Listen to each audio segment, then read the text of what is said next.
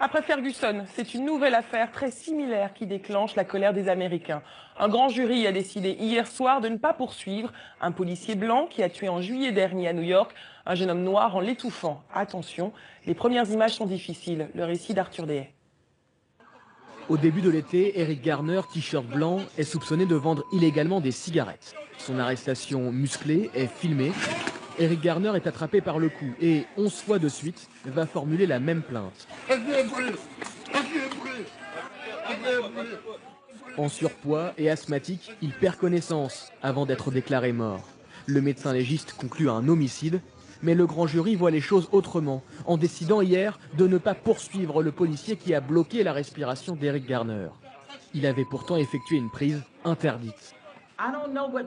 Je ne sais pas quelle vidéo ils ont regardée. De toute évidence, ce n'était pas la même que celle que le monde entier a pu voir.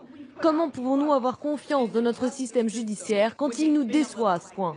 Comme la mère d'Eric Garner, de nombreux citoyens américains ont exprimé leur colère. Dès l'annonce du verdict, ils sont des milliers à être descendus dans les rues pour répéter les mêmes mots.